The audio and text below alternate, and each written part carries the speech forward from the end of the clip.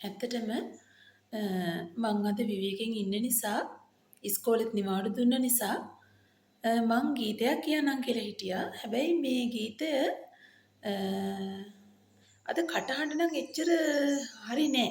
මං සාමාන්‍යයෙන් දරුවෝ වෙනුවෙන් මම සංගීත කරලා නෑ. ඉස්කෝලේදී දරුවෝ වෙනුවෙන් ඔය පුංචි පුංචි අවස්ථාවල ගීත කියනවා.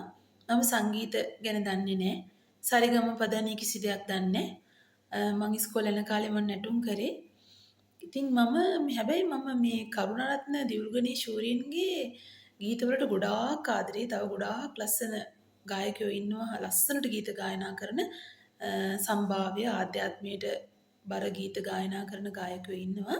මම ඒ වුණාට ඒ ඔක්කොටම ගොඩක් අයගේ එක හැකියාවල්.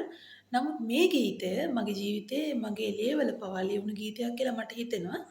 ඉතින් ඒ නිසා මම මේක කියන්නම්. හැබැයි මෙතන මියුසික් නෑ. කැරෝකි එකක් හරි අරගෙන කියන්න තව ෆෝන් එකක් ඕන නේද? ඒ නිසා මේ මම නිකන් ගීතයක කොටසක් ගීතයක් කියන්නම්. ඔයාලා ලස්සන ගීතයකට මොකද්ද? ලස්සන ගීතයකට උපරිමයෙන් උත්සාහ කරලා මම පොඩි ලස්සනක් හරි එකතු කරන්න මං හදන්නේ. ලස්සන ගීතයකට පුංචි සාධාරණයක් හරි කරන්න. ලාදලු පොපත් සෙමින් සැලෙනසේ යශෝදරා දේවී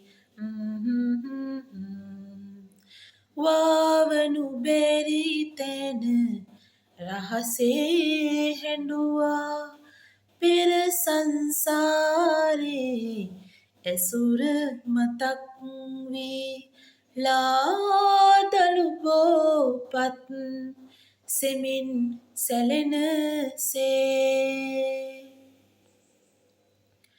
ලේන කුලේ සිට ආගිය මග තොට සිටියා නොසැලෙන පහන් තැඹක් වී නිවන් දකින තුරු මේ සංසාරේ පසුපස ආවා සෙවණැල්ලක් වී ලාදලු පොපත් සෙමින් සැලෙනසේ යශෝදරා දේවී වාවනු බැරි තැන රහසේ හැඬුවා පෙර සංසාරේ ඇසුර මතක් වී ලාදලු පොපත් සෙමින් සැලෙනසේ තැලී සෙනේ සිත සැලී හඬන විට වැටී දෙපා ළඟ යශෝදරාවෝ පිපී නිවන් මල් සාදුකාරදී නිවි පහන් විය උදෑසනක් සේ ලාදලු පොපත් සෙමින් සැලෙනසේ යශෝදරා දේවී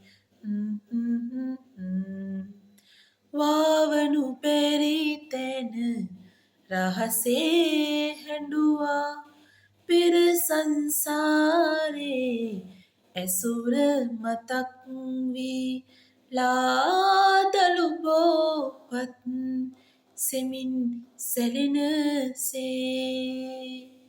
හරි. බුදු සරණයි. හැමෝම ගීතේ රස විඳින්න.